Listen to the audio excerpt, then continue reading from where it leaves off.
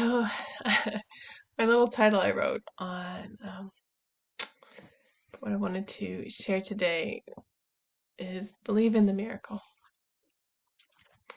So, my son has hydrocephalus, the one in the wheelchair. Don't block the light from the window. Um, it's what caused his severe brain damage. He had a brain bleed, they say. He has a shunt implanted in his brain. It's a tube that drains excess fluid from his brain so the pressure doesn't build up and kill him.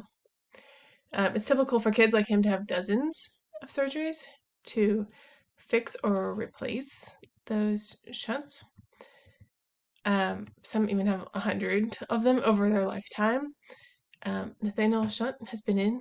We had to put him when he's 13 months old, so he's been in over 8 years. He's never had one of those surgeries. He's not had, another MRI to see what's happening there. We can't prove he's healed. We just trust the Lord is working a miracle one way or another, and protecting him and saving him from that. We are very, very grateful for Nathaniel's salvation in that manner. To some other stories, when I was working with the homeless in Macedonia, I heard a little girl say to her grandmother, "Should we tell her about the bugs?" And the grandmother shook her head. She had asked in the Romani language, and we talked to each other in the Macedonian language, so I guess they thought I didn't understand, but I did, though I didn't exactly know what they were talking about. Well, later, I found lice in my daughter's hair, and then in my son's, and then in my husband's. Now I have thick hair down to my waist, but I never got lice in my hair. Do I consider that a miracle? Yes, I do. It was a grace the Lord gave us. I can't imagine. My husband sitting there with that little small tooth comb with all that hair. It was a gift the Lord gave us that I didn't get lice.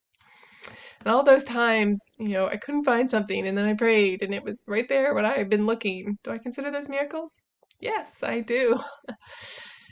Don't put your faith in coincidences, put your faith in God. Believe there are miracles all around you. That goodness and grace and mercy are love, protection, provision are working out all around you all the time. Sometimes Lord uses natural means, but it's still his working out of his blessing in our lives. When we were living with no income, yes, we had $1,000 appear in our bank account, but other times people would slip money into our Bibles at church or into our coat pockets.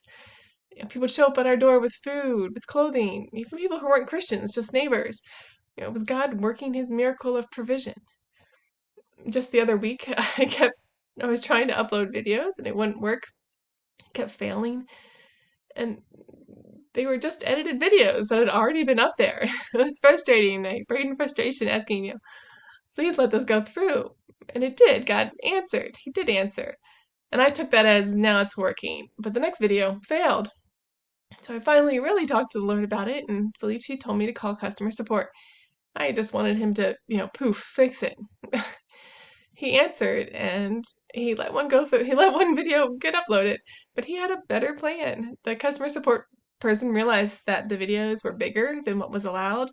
I don't know if something had changed because they had been on there before, but they changed our settings for our website to have the maximum size allowed for everything. So God accomplished that for us. He did it. He worked out the salvation in that matter. It's all him, whether big or small, whether humans touched it or not. He works to bring it about.